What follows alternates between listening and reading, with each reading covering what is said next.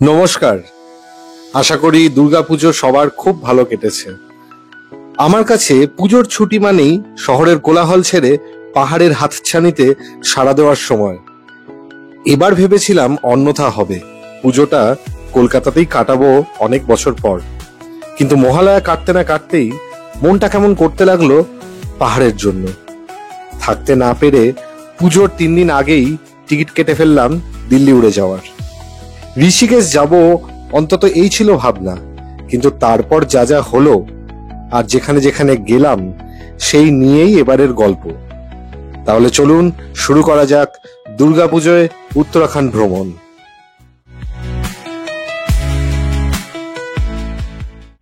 সবাই কেমন আছেন? ওয়ান্ডার অর্ণবের ব্র্যান্ড নিউ এপিসোডে আপনাদের সবাইকে জানাই স্বাগত। আজ 29শে সেপ্টেম্বর, মহাসপ্তমী। শারদীয়ার প্রীতি ও শুভেচ্ছা জানাই সকলকে। আশা করি সবার পুজো খুব ভালো কাটবে। আমি আর মা, আমরা দুজনে বেরিয়ে পড়েছি। আমরা এখন রয়েছি নেতাজি সুভাষচন্দ্র বোস ইন্টারন্যাশনাল এয়ারপোর্টে। আমরা যাচ্ছি নিউ দিল্লি। আমাদের ফ্লাইট রাত 2টোয়, যেটা দিল্লি পৌঁছবে ভোর 4:30 নাগাদ। সেখান থেকে আমাদের প্ল্যান হচ্ছে আমরা চলে যাব নিউ দিল্লি রেলওয়ে জাংশন। সেখান থেকে আমাদের শতাব্দী এক্সপ্রেস টিকিট কাটা রয়েছে, যেটা 6:45 ছাড়বে। আমাদের গন্তব্য হরিদ্বার। হরিদ্বার থেকে আমরা চলে যাব সোজা ঋষিকেশ। ঋষিকেশে গিয়ে কালকে স্টে করার ইচ্ছে রয়েছে, এবং পরশুদিনও ঋষিকেশে ইচ্ছে রয়েছে থাকার। ঋষিকেশ থেকে তারপর আমরা কোথায় যাব সেটা আমরা এখনো ডিসাইড করিনি। ওখানকার রোড কন্ডিশন দেখে, ওয়েদার কন্ডিশন দেখে আমরা ডিসাইড করব। ইচ্ছে আছে বদ্রীনাথ যাওয়ার এবং আউলিয়ার যোশীমঠ যাওয়ার, তো সেটা দেখা যাক। আপনারা দেখতে থাকুন, সঙ্গে থাকুন ওয়ান্ডার অর্ণবের।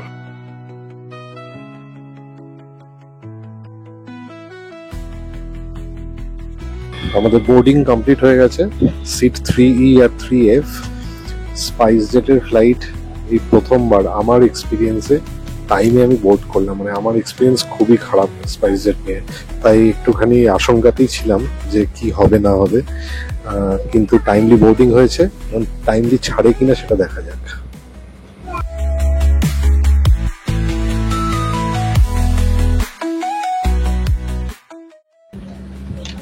আমরা টিকিট কেটেছি স্পাইস ম্যাক্সে, তো লেগ রুমটা একটু বেটার আর কি। রাত 2টোর ফ্লাইট, তাও কিন্তু পুরো ভর্তি ফ্লাইট। আমি ভেবেছিলাম বোধহয় কিছুটা ফাঁকা হবে, কিন্তু না, একদম পুরোপুরি হাউসফুল যাকে বলে।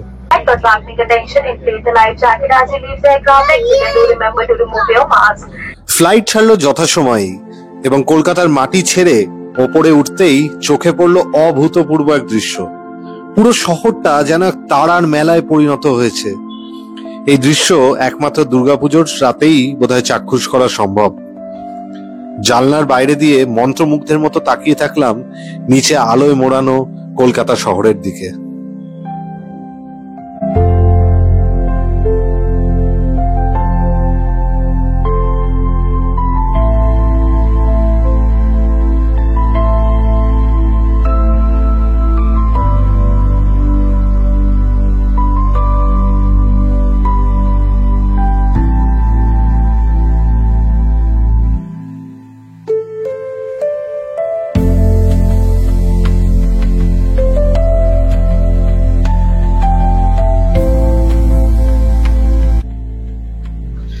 ইতিমধ্যেই চলে এলো আমাদের কমপ্লিমেন্টারি ফুড। খুব একটা খিদে ছিল না, তাই আমরা জাস্ট একটা নাচোস আর ফ্রুট জুস নিলাম।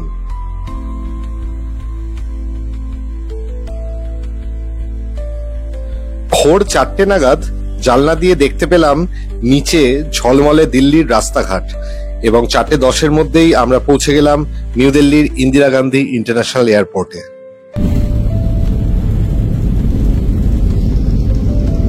Is 29 degrees Celsius. You can now use your mobile phones for your own safety. Please remain seated until the seatbelt signs are switched off. Thank you for traveling with Spice. আমরা airport থেকে বেরিয়েই নিয়ে নিলাম ইনড্রাইভের একটা cab 300 টাকার বিনিময়ে, যেটাতে আমরা গিয়ে পৌঁছলাম নিউ দিল্লি রেলওয়ে জাংশন। কারণ এখান থেকে আমাদের ট্রেন রয়েছে হরিদ্বারের শতাব্দী এক্সপ্রেস, যেটা ছাড়বে ভোর 6:45-এ।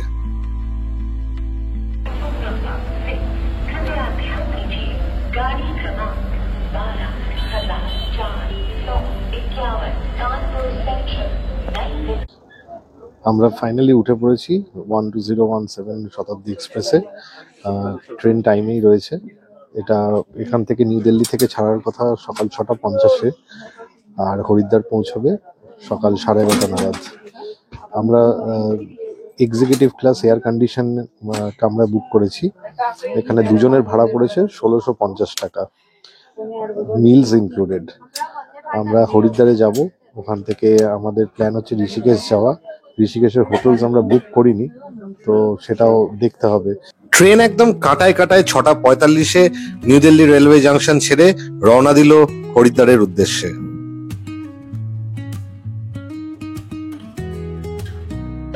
এখন বাজে 7:20।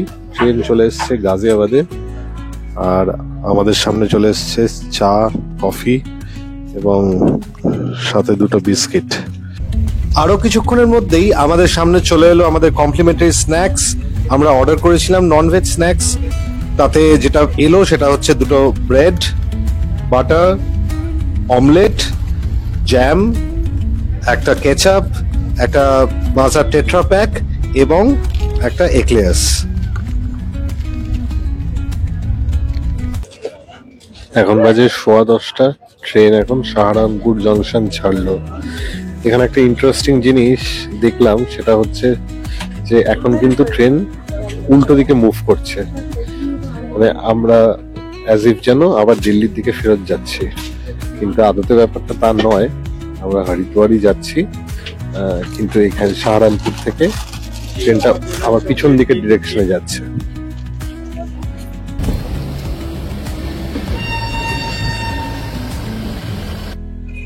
কাটায় কাটায় ঠিক 11:30টায় ট্রেন এসে পৌঁছলো হরিদ্বার স্টেশনে।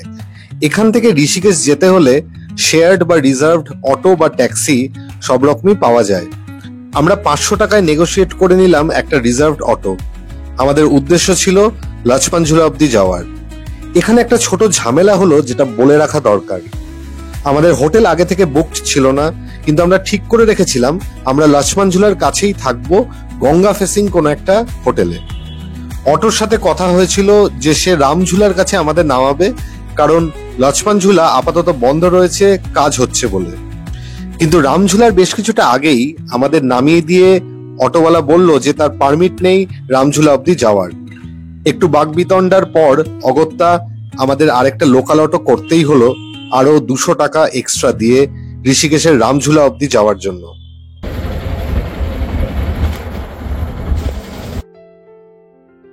রামঝুলা হেঁটে পার হয়ে ওপারে পৌঁছেই আমরা বিখ্যাত রেস্টুরেন্ট চটিওয়ালিতে করে নিলাম আমাদের লাঞ্চ, এবং তারপর ট্যাক্সি স্ট্যান্ড অব্দি গিয়ে 150 টাকার বিনিময়ে একটা ট্যাক্সি করে পৌঁছলাম লক্ষ্মণ ঝুলার কাছে।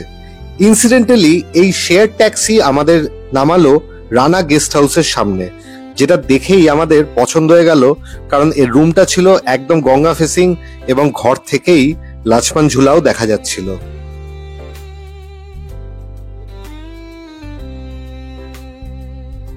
এই হচ্ছে রুম। রুমটা যে খুব বড় তা নয়, কিন্তু স্পেশালিটি হচ্ছে রুমে থেকে বসে বসেই এদিকে গঙ্গা দেখা যাচ্ছে, আর এখানে ব্যালকনি রয়েছে। এই ব্যালকনি থেকে গঙ্গা দেখা যাচ্ছে এবং লক্ষ্মণ ঝুলা। এই রুমের ভাড়া পড়েছে আমাদের পার নাইট 1700 টাকা। আমরা আপাতত একদিনের জন্যই বুক করেছি, কারণ কালকে হয়তো আমরা এখান থেকে বেরিয়ে যেতে পারি। আর এই হচ্ছে টয়লেট, বেসিক টয়লেট, সবকিছু রয়েছে, গিজারও আছে। এদিকে একটা আয়না রয়েছে, বেসিন রয়েছে, ঘরে টিভি রয়েছে, আর অবশ্যই এসি। সেপ্টেম্বর মাসের শেষ, গরমটা ভালোই রয়েছে, তো এসি না হলে চলবে না। এটা হোটেলের আরেকটা দিক, এটা হচ্ছে লক্ষ্মণ ঝুলা রোড। এখানে প্রচুর হোটেলস রয়েছে চারপাশে,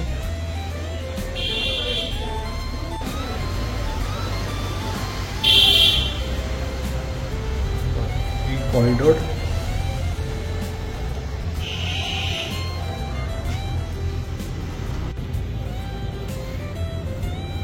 ওটা গ্রাউন্ড ফ্লোর। জার্নির ক্লান্তি দূর করতে এরপর আমরা একটু ঘুমিয়ে পড়েছিলাম। ঘুম ভাঙলো যখন, তখন 7:30 বেজে গেছে। উঠেই বেরিয়ে পড়লাম রাস্তায়। ওয়েদার ভীষণই প্লেজেন্ট সন্ধেবেলায়। ঋষিকেশে এই সময়টা তেমন ভিড় নেই, তাই হাঁটতে আরোই ভালো লাগছিল। এরই মধ্যে পেয়ে গেছিল বেশ খিদে, তাই ঢুকে পড়লাম একটা রেস্তোরাঁয় ডিনার করব বলে। আমরা চলে এলাম ডিনার করতে। এখানে আমরা নিয়ে নিয়েছি সেমি থালি, যেটার মধ্যে আছে ভাত, আলু মটরের একটা সবজি, ডাল ফ্রাই, আর এটা বোধ হয় কারি পাকোড়া, আর সাথে রয়েছে রুটি। এই সেমি থালি পার হেড এটা পড়ছে 100 টাকা করে। ডিনার শেষ করে সরু গলি পার করে চললাম গঙ্গার ঘাটে, বসে একটু হাওয়া খেয়ে কিছুক্ষণ সময় কাটাবো বলে।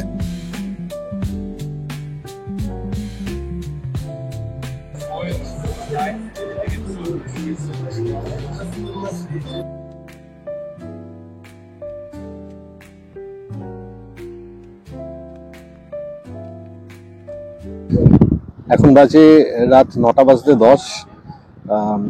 আমাদের ডিনার হয়ে গেছে, সুন্দর একটা হাওয়া দিচ্ছে, আর ঋষিকেশের গঙ্গা একদম সামনেই।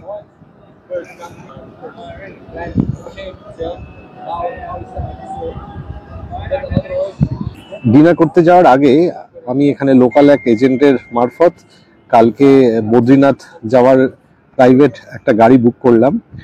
হন্ডা অ্যামেজ গাড়ি দেবে বললো। সেটার খরচা পড়ছে আমাদের 8,500 টাকা। এখান থেকে পিক আপ এবং বদ্রীনাথে ড্রপ। রেটটা মোটামুটি ঠিকই আছে। আমরা সকাল 6টায় এখান থেকে রওনা দেব। পৌঁছতে মোটামুটি 10 থেকে 12 ঘন্টা লাগা উচিত। 10 ঘন্টা ট্রাভেল টাইম প্লাস ব্রেকস নিলে 12 ঘন্টায় গিয়ে পৌঁছবে। তাই আমরা সকাল 6টাতেই এখান থেকে স্টার্ট করব, করে কালকেই আমরা ঋষিকেশ থেকে চলে যাচ্ছি বদ্রীনাথ।